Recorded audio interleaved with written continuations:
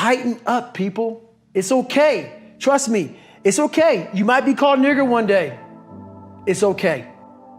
You might be called some Jewish word or some faggot or gay word. It's okay. Let them call you that. What are you going to do now? They don't own your life. How are you going to control that now? How are you going to flip it upside down and say, Roger that, now I'm going to harness this shit and you'll read about me years from now? How? That's the question. How are you going to do that? Thicken your skin. Become more of a human being. Don't be afraid of the reflection in the mirror, because that's all you can be afraid of. Once you overcome the reflection in the mirror, you've done it. Welcome to our latest video featuring the legendary David Goggins. In this video, we'll be taking a closer look at the incredible story of one of the toughest men on the planet. From his humble beginnings to his rise as a Navy SEAL, ultramarathon runner, and New York Times best-selling author, we'll be exploring the mindset and training that has made Goggins one of the most inspiring figures in the world of self-development. You will learn the top 5 rules on how to face your fears and achieve your dreams by understanding the principles that Goggins lives by. So sit back and get ready to be inspired by the incredible story of David Goggins. Rule number 1, find your own truth. I came home one night from work spraying for cockroaches. And long story short, I turned on the Discovery Channel. I saw some guys going through Navy SEAL training, and they were going through Hell Week and they were getting their ass just beat. You know, in and out of the water, guys ringing the bell. They was suffering. And I was weighing like 297 pounds. And I had to make a change in my life. You know, I was at an all-time low and I wasn't going anywhere. And I was exactly what everybody said I was gonna be, which was nothing. So I had to make a change. What was it about seeing suffering that's really interesting? And I actually get it, but I want to hear you explain it. Why suffering was the thing that triggered that thought? Well, for me, growing up, I came from a horrible background. I got called nigger every day of my life growing up, lived in a small town. The Klan headquarters at that time was about 20 minutes from where I lived. One of the high ups in the KKK, son, sat behind me in 2 classes, so he called me nigger all the time. Got my first car, they spray painted nigger, we're gonna kill you on it. So I was just an insecure, scared kid. And the only way I could find myself was through putting myself through the worst thing possible. I'm gonna say the exact opposite of what today's world is saying. So we read a bunch of books nowadays. As humans, we wanna find out how to be someone else. What we don't do is we don't go inside. So literally turn yourself inside out.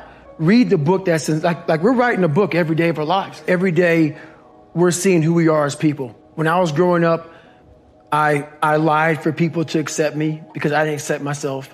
So I would make up stories so then you would accept me into your world. I would, everything I did was for someone else to like me. It wasn't until I started reading my own book about how pathetic I was as a human being. I could blame my dad, I can blame kids at school, I could blame having health issues, ADD, my mom not being around. Great mom, but she was doing her thing. Right. I could blame a lot of people. And that's the book I was reading. And I put it off on everybody else. It wasn't until I said, you know what, for me to fix this, I gotta read what the fuck is wrong with David Goggins? Not blame anybody. Read my book and say, okay, I'm afraid of my shadow. How can I overcome that? Go in the military, get your ass kicked, do things you hate to do. Be uncomfortable every day of your life. Roger that. I'm not the smartest kid in the world. Okay. Instead of somebody saying, oh no, you're smart. No, don't say that to yourself. I said to myself, no, I'm a dumb. Okay, roger that. How you get smarter? Educate yourself. So the things that we run from the truth.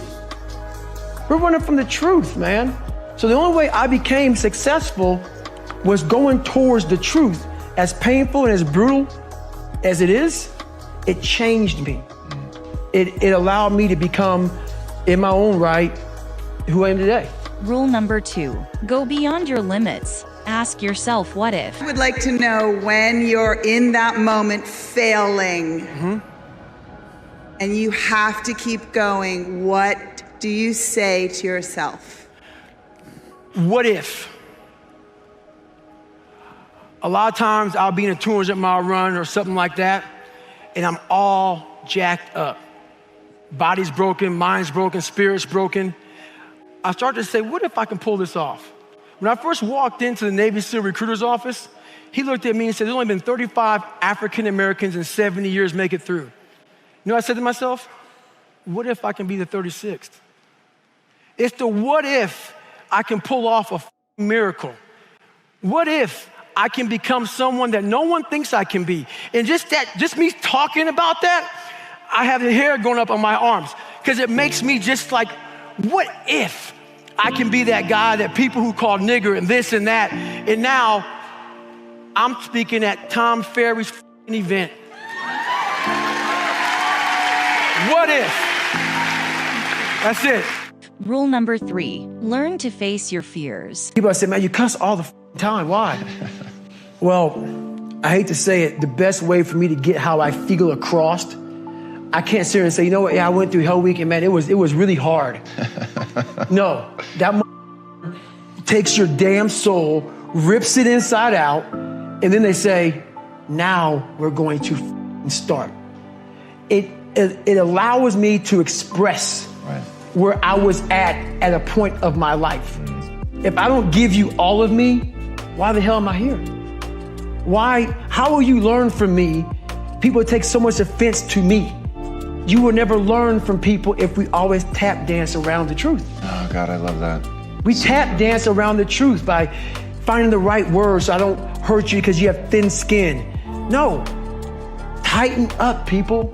It's okay. Trust me, it's okay. You might be called nigger one day. It's okay. You might be called some Jewish word or some faggot or gay word. It's okay. Let them call you that. What are you going to do now? They don't own your life. How are you going to control that now? How are you going to flip it upside down and say, Roger that, now I'm going to harness this and you'll read about me years from now? How? That's the question. How are you going to do that? Thicken your skin. Become more of a human being. Don't be afraid of the reflection in the mirror because that's all you can be afraid of. Once you overcome the reflection in the mirror, you've done it. Rule number 4, change won't happen in your comfort zone. So many people, before I give them a workout plan, they're talking about recovery. Everybody that hears me speak, they want to go straight to recovery. Work out first. Work out first. Before you talk to me about recovery. How to recover, yeah. Work out first. We are always looking for, like whenever I talk to people, people take my words and they put it in a way to where they want to feel comfortable. This guy, you know, they want to put you in a box.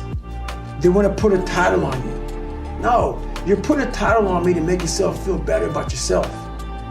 If you read this book of mine and you see where I came from, this person was not built. This person was not made by God. This person was built. I made this person. I made this person by diving into the insecurities that life gave me. Because now they're yours. They're yours to own. If you're not smart, call yourself dumb. It's okay, because you are. But take that not as you're putting yourself down. If you're fat, call yourself fat. I used to be 300 pounds. We want to talk so soft to ourselves. We're looking for that recovery day. And that recovery day is everything in your life. Everything in your life is a recovery day. We're looking for it. It's not coming. It's not coming. Get over that recovery day. And that's the mentality I took with me. And what happened through that process was all the frivolous things of life started to float away. I used to tell people lies so they would like me. Because I was so insecure.